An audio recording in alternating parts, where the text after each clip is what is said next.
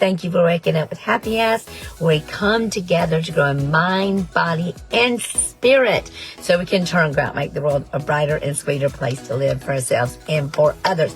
Okay, I'm clapping, so you know I've got a topic that I'm really, really, really excited about. And it's an old topic. It's an old topic, but it just hit me today. It hit me so hard today. I listened to a podcast by John Akoff, who I love. And he's witty and he's so funny. He's nerdy. He's quirky. Super, super smart. Just very easy to follow. And he has a podcast called All It Takes Is a Goal.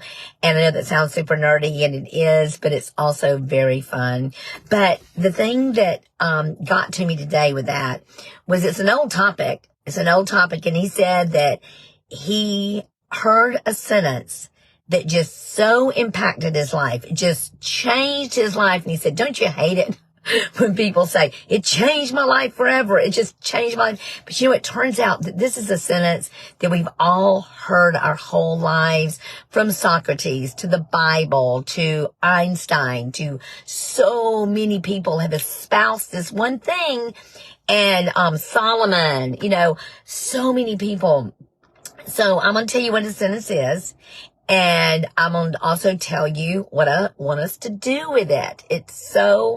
I'm so excited. So I'm happy you're here. If you're here today, you're here on a very, very good day in the life of this podcast. Apple Music, iHeartRadio, Spotify, and here live with me, unfiltered, uncut. Bless your hearts. This is a sentence. And I love this so much, y'all. I listened to this podcast 4 times. 4 times. So here we go. It says, wisdom is supreme, therefore, get wisdom. Though it cost you all you have, get understanding. And so he asked himself, that just hit him, and it hit me too. And so he asked himself, what am I pursuing wisdom? Am I spending time on my calendar pursuing wisdom? Now, I realize after hearing this, that I am pursuing wisdom every morning when I get up and spend 2 hours studying, meditating, praying, reading, writing. I am pursuing wisdom in that. But am I really focused on pursuing wisdom at other times of my life? You know, and he talks about all the things, but he says one of the things that wisdom will cost you is it will cost you humility. It will cost you humility, because you have to admit you don't know something to learn something. You've got to admit it. And I've told you this before, and I think it's just such an appropriate thing that, Hugh a lot of times said that he would, when he was working with sponsees, he almost wanted to dump all the things that they had heard before, just empty their hearts and mind so they could receive something. Because if you think you already know what's going on, if you think you have it figured out, you're not going to study and learn and grow. I think I've also told you this. I had a friend one time, I asked her, did she read? And she said, no, I don't read. I don't do anything. I'll go, you don't read? You already know what you want to know. And, I've changed my mind about that since too. And the fact that I used to think that, and Brittany gets on to me for saying this, but I used to think people that said they listened to audiobooks, I thought, oh, how lame is that? I thought you had to read. I thought you absolutely had to read word for word. And I still read a lot. And most books that I listen to, in fact, all the books I listen to them and I read them. But you can get so much done, y'all. So much done by listening to audio books while you're running, while you're exercising. Remember, mind, body, spirit, you know. So humility is the first thing that's going to cost you. So if you already think you know everything, you're probably not going to learn anything. The second thing it's going to cost you is relationships. And we may not get through this whole list today because there's some cool things I want to talk to you about. So in relationships, you may have to let go of some relationships, or maybe put them at a distance, or you may have to add some relationships like mentors and people. Because let me tell you, all the people I know, all the people I want to be like, all the people I aspire to be like are wise. They've made wise choices for their lives. And when they haven't made wise choices, they've punted. They've reinstituted their life. They've looked at their life and asked questions. What do I need to do differently? Those are wise people for me. So this is the coolest study, y'all. Oh my gosh, this is so cool. I love studies about relationships and studies about our time and things like this. So this was a study. Let me look at it so I make sure I do not get it wrong for you. So Dylan Miner, he's an assistant professor at Managerial Economics School.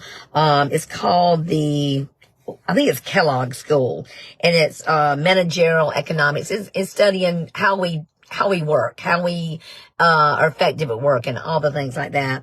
And so they studied 58,000. That's a good study, y'all. 58,000 hourly workers, and they found something to be true. And they took people and they studied who you spend your 25-foot radius with. 25-foot radius. And they studied people that were around toxic workers and people that were around wise workers. Y'all, doesn't surprise me at all that there's a thing called positive spillover.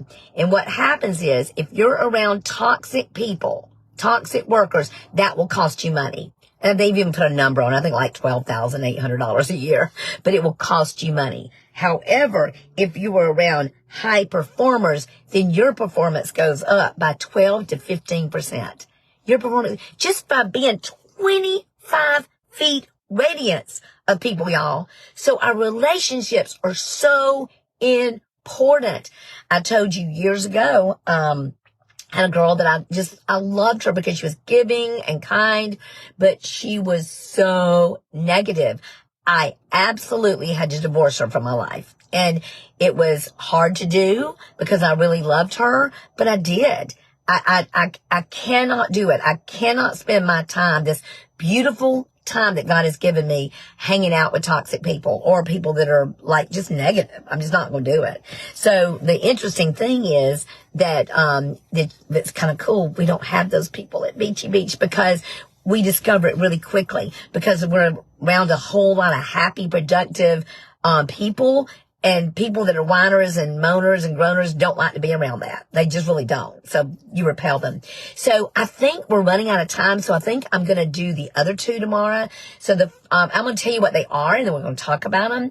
So the 4 things that gaining wisdom will cost you is humility, relationships, money, and time. We're going to talk a little bit more about money and time tomorrow, but today I'm going to go ahead and give you the affirmations. But I do want you to ask yourself this, because this was the experiment that he did. He decided that he was going to see how much time he spent on building wisdom into his life. And he decided to do 100 hours a month on wisdom. So I'm asking you, look at your calendar. Do you spend time on gaining wisdom? Are you spending time? Because it will make your life so much better in every regard. Okay, so here we go. Here is our affirmation. At first I put, pursuing wisdom. Pursuing wisdom was the title, but wisdom is for winners. Sounds so much more fun, doesn't it? Wisdom is for winners. Wise people win, and I am a wise person. Pursuing wisdom is part of my core beliefs. Pursuing wisdom permeates all of my life. Pursuing wisdom leads to wisdom. Pursuing wisdom makes me better in every area of my life. Pursuing wisdom makes me healthier, happier, and smarter. I am intent on spending time on wisdom-inducing activities. Wise people win, and I am a wise person. And so it is. So y'all, I just love that topic. I think it's so cool. It's so simple, yet so deep. So look at your calendar and ask yourself, are you spending time on becoming wise? Are you spending time on being a person of wisdom? And guess what? If you're within 25 feet of somebody, they're going to become more wise just because of you. How cool is that? Be sweet, y'all. Bye.